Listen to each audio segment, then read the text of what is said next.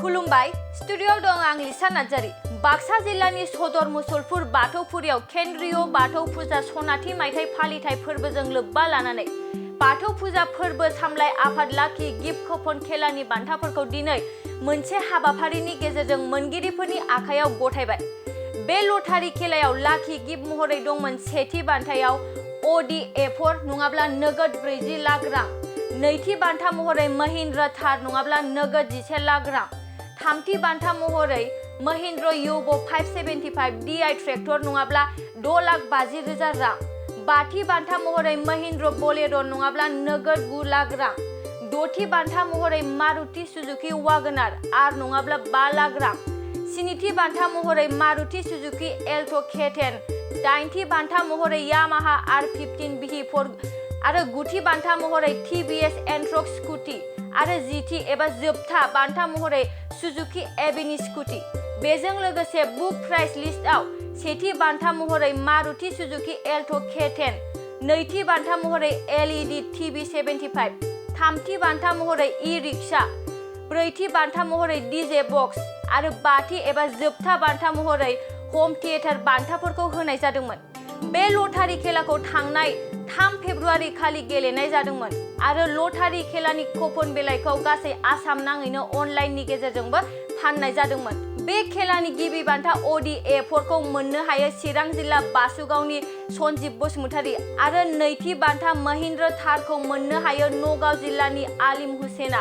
मख'जाथावदि बे लटारि खेला गेलेनाय नेमखान्थिखौ बयबो गोजोननाय फोरमायनायजों लोगोसे फैबाय थानाय समाव बेबायदिनो खेलाखौ खुंबावनो हाथों बेखौ मिजिंथिनायखौ नुनो मोनो। लोगोसे खेला सामलाय आफादनि नेहाथारि रिसन बर'आ फैबाय थानाय बेबायदिनो लटारि खेलाखौ होलांगोन होननानै बुंथिनायखौबो नुनो मोनो। आङो गिबियावनो भिडिअखौ नायग्रोग्रो रायजोफोरनिसिम गासिबनिसिमबो आंनि गोसो गोरबोनिफ्राय गोजोननाय जासिबाय। आङो चिरां डिस्ट्रिक्टनि बासुगाव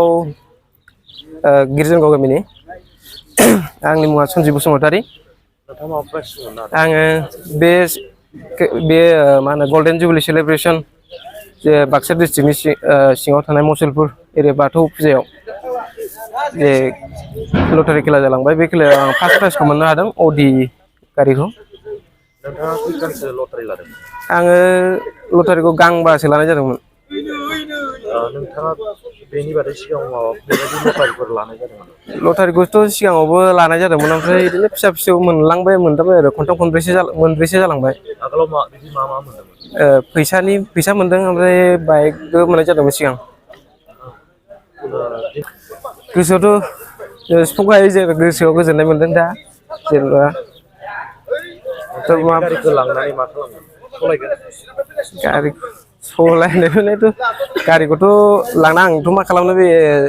जेनेबा जोंफोरबो बेफोरखौ सलायनो हानाय गोहोबो गैजोबा। गारिया बहुद दामि गारि जाहैबाय बेयो। आं मिजिं थिनाय गैयामोन आंनाव। खेला होगिरि बयनिसिमबो आफादगिरि नेहाथारिफोरनिसिम आंनि गोसो गोरबोनिफ्राय बेखौनो जासिहरो गोजोननाय। फैबाय थानाय समाव बेबायदिनो जेनेबा बे कमिटिया मोजाङै मोजां खेलाखौ नेक्स्ट बोसोरफोरावबो सालायलांनो हाथों बेखौनो आं आसा खालामो। নগাঁও জিলা, নগাঁও কচুৱা তিনিআলি আমাৰ ঘৰখন। আমি মহেন্দ্ৰ থাৰ পাইছোঁ। মই 6খনহে লৈছিলোঁ। আশা নাছিলে, তথাপিও আছিলে, সেইটো আশাতে আশা কৰিছিলোঁ লাগে বুলি। মোক বহুত উৎফুল্ল হৈ আছোঁ, ভাল লাগি আছে মনত। মই লৈ যাম, চলাম। আৰু ধন্যবাদ জ্ঞাপন কৰিছোঁ কমিটিক। আমি সিহঁতৰ খেলটো চলাই যি হেৰি কৰি চলাইছে, আমি তেহেঁতক ধন্যবাদ জনাইছোঁ। আগন্তুক যেন তেখেতে এনেকৈ চলাই যাব পাৰে, আমি সহযোগ কৰিম। এজন মোৰ ভাইটি হয়, মই কমিটিক অশেষ ধন্যবাদ দিছোঁ। অসমৰ কোনো ৰাইজে এনেকুৱা ভাবিব নালাগে যে অনলাইনত টিকেট কাটিলে কেতিয়াবা প্ৰাইজ পালে নাপায় বুলি। তাৰে জ্বলন্ত প্ৰমাণ এইজন। আপোনালোকে মানে অনলাইন টিকেট কাটিছে, ইও ছাছপেক্টত আছে। মোৰ লগৰে মোৰ বন্ধু আছে ইয়াত, কুমচুঙি বড়ো বুলি। মই ফোন কৰি খবৰ লৈছোঁ বোলে ইয়াৰ খেল কোনো ফেক নহয়। মই অলপ দিন মিচিং হৈ আছিলোঁ ইয়াতে। তাৰে পিছত আহি আমি নিজে কমিটিৰ লগত কথা পাতিছোঁ। ইমান সুন্দৰ খেল পাতিছে ইয়াত। গোটেই অসমবাসী কি ইণ্ডিয়া ৰাইজক কৈছোঁ, বাক্সা জিলা বাথৌগুৰি খেলৰ কোনো 1%ও মানে মিচিং নাই এটা হ'ব ধৰি লওক নগাঁও জিলা বাক্সাৰ পৰা 300 কিলোমিটাৰ দূৰত আছে এতিয়া যিটো প্ৰচাৰ এটা হ'ব নগাঁও জিলাৰ সকলো মানে মানুহে এটা অৱগত হৈছে যে বাক্সা যিটো লটাৰী খেল হৈছে গল্ডেন জুবলি যিটো লটাৰী খেল হৈছে এই খেলত এওঁলোকে খুব ধুনীয়াকৈ খেলখন পৰিচালনা কৰিছে আৰু খেল কমিটিৰ ফালৰ পৰা এওঁলোকে আমি নগাঁও জিলাৰ পাইছে নগাঁৱত এনেকুৱা এটা প্ৰভাৱ হৈছে আৰু এওঁলোকৰ প্ৰচাৰো হৈছে গতিকে এওঁলোকে যদি নেক্সট আৰু টিকেট লটাৰী খেল দিয়ে আমাৰ নগাঁও জিলাৰ মানে বহুত ব্যক্তিয়ে এই টিকেট ক্ৰয় কৰিব যথেষ্ট সংখ্যক কামনা কৰিছোঁ বিচাৰিছোঁ नाम्बार प्राइजखौ मोनदों आङो आंनि मुङा जाहैबाय नन्दलाल बर' आं हाजिरापारा सिमला हाजिरापारानि बे बाथौ मन्दिराव बे फुजा जानाय समाव आं जेनेबा फुजा जानो फैदोंमोन बे फुजा जानो फैनायावनो आं टिकेटखौ बायनाय जादोंमोन बे बायनायावनो नांबाय बेसेबां सानसो लादों आङो दखान लादोंमोन माने नोंथाङा 600 रां गारनानै बलेन' गारिनि बिगोमा बे जानो हाबाय औ माबायदि नांदों ओरैनोथ' मोजां नांदो ओरैनोथ' खेलायाथ' नोङो जोबोर गिदिर खेला होननांगोन बेखौ माने अडि सडि दंलायो अडि दं थार दं बलेर' दं ट्रेक्टर बेबायदि दङ हिसाबै माने खेलाया मोजां जागोनखौथ' सानखानाय बेखायनो माने फोथायनानैनो लादोंमोन लटारिखौबो औ होनांगौ बेबायदि होनांगौ जेनेबा हमनानै ला गासिबोथ' मोना बान्थाखौथ' गासिबो मोनला जिखिनि मानसिया मोनो होमब्लाबो बहुतखिनि बेखौ सहाय सुंनाय बायदि जायो आरो लटारि होनाया जेनेबा ओरैनोथ' 2 नाम्बारथ' नङा नालाय खेलाखौ लिगेल खेला होदों होननानै आं मिथिगौ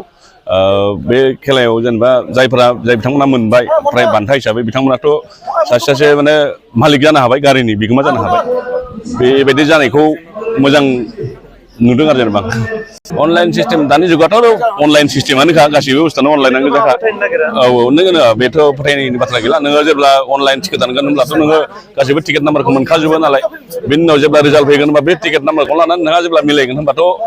जेबो माने 2 नाम्बार माबा बेनि जेबो गैला बेयाव आंनि साननाय बेबायदि आरो बुंबाय जोंहा बे नङा मा होनो मिडियानि बिथांमोननिसिम गिबियावनो साबायखर बावनाय थाबाय जों जोबोर गोजोननाय मोनदों दिनै जोङो 50 खुंगाथि जोङो सेलेब्रेसनजों जोंहा मोनसे लाकि ड्र कुपन जोङो होनाय जादोंमोन बेवहाय जोंनिनो मानगोनां बिथां जोंहा अडि मोनगिरि फार्स्ट प्राइज मोनगिरि जों दिनैहाय संदाननो हाबाय बिथाङा दिनैहाय जोंजों फैबाय जों बिथांखौ बिराद नागिरदोंमोन जगाजग खालामनोबा जोंनियाव जों सोर लादोंमोन सोर लायाखैमोन जों मिथियामोन नाथाय दिनै बिथाङा गाव हारसिंनो फैनानै दिनै बिथाङा मा होनो नुजाथिफैबाय बिथाङा लायनो सन्जिब बसुमतारी बिथाङा दिनै जों जोबोर गोजोननाय मोनदों आफादनि जानानै आरो बिथांखौ जोङो साबायखर बावदों बिथाङा फार्स्ट बान्था मोननायनि थाखाय दिनै बिथांखौ जोङो खावलायो बिथाङा जाहाथे उनफ्राव लटारि लाबावो बिदिनो जाहाथे हमना ला मा होनो जोंनो एबा एनि मा होनो माबायाव खबरफोरखौ जाहाथे बिथांमोना थाब होयो मानो होनना बुङोब्ला कुपनाव मोनसे जा लिरनाय थायो मा 10 दिननि गेजेराव जोङो कुपनखौ जुदि प्राइजखौ लांनो हायाब्ला जोङो बेखौ जोङो होनाय जाया बेनिखायनो बिथाङा दिनै जोंनि राननाय खालि नुजाथिफैनायनि थाखाय बिथांखौ जों साबायखर बावदों आरो बिथांखौ जोङो आसा खालामो बिथांनि दारैनो जितु जोंनि केन्द्रीय बाथौ फुजा मेला आफादनि जिखिनि गल्डेन जुबली सेलेब्रेसननि मुङै जोङो लाकि ड्र कुपन होनाय जादोंमोन बेवहाय जोङो बिथांनो जोङो दिनैहाय मा होनो जोङो सेथि बान्थाखौ बिथांनो बावनो हाबाय आरोबाव जों आसा खालामो उनावफ्राव जों बिदिनो होयोब्ला रायजोनि बृहत्त जों सार्थखौ मोनगोन आरोबाव जोंनि बे खेलाखौ रायजोफोरनि अनसायनाय मोननानै जोङो बिदिनो जोङो मोजाङै मोजां होलांसिननो हायो देग्लाय जों अडि होदों नेक्स्टआव जों रेन्ज रभार होनो हायो बेखौ जोङो खावलायखानाय थाबाय रायजोफोरनिसिम आरोबाव जोङो बिथांनिसिम जों साबायखर बावबाय आरो बिथांखौ जोङो दुखु फोरमायनो सानो जाहाथे बिथाङा मोननायनि उनावबो बिथाङा ओरैबायदि नरमेल थादों बिदिनि थाखाय जोङो दुखु फोरमायदों जाहाथे बिथाङा बेबायदि उनाव दा खालामथों पेसेन्टआव दा दोनथों बेखौनो खावलायनाय जाबाय नोंथाङा बे कुइसनखौ सोंनायनि थाखाय मानो होनबा जोंनिया दिनैहाय 100% सल्भ आउट जादों जोंहा मोनसेबो थाखायाखै सोरबा एजेन्टआव थानोबा थानो हागौ जों जिखिनि कमिसन होनानैबाबो जों फानदोंमोन जोंनिफ्राय कमिटिनिफ्राय गासिबो अल आर फानजानाय जादोंमोन बिनि थाखायनो बिथाङा दिनैहाय मोननो हादों मानो होनबा जोंहा मोनफ्रोम जितु जोंहा 15टा प्राइज दंमोन बे 15टा प्राइजआबो जोंनिया अल आर जोङो गासिबो प्राइजआनो जोंनि कमिटियाव मोनसेबो थानाखै जों गासिनिबो जोङो रायजोनि गेजेराव जों राननानै दिनै जों बे हाबाफारिखौ लानाय जादों आरोबा होनो हानाय जादों जोङो बेखौथ' जोङो अल आसामखौनो बुंनांगोन मानो होनना बुङोब्ला जोंहा कार्बि आंलंनिफ्रायबो मोन्दों स्कुटिबाबो शिबसागरनिफ्राय मोन्दों नगावनिफ्राय मोन्दों उदालगुरि मोन्दों क'क्राझार मोन्दों चिरां मोन्दों जोंहा बिथाङा चिरांनिफ्राय मा होनदों फार्स्ट प्राइजखौ मोननो हादों जोंहा नैथि बान्थाखौ मोननो हादों जोंहा थारखौ मा होनदों नगाव डिस्ट्रिक्टनिफ्राय गासिबो अल आसामावनो जोङो फाननाय जादोंमोन बे लाकि ड्र कुपन बेखौ लटारि होननाय जाया जेखौ जोङो दानि मा सेलेब्रेसनजों जों लाकि ड्र कुपन हिसाबै जों लानाय जादोंमोन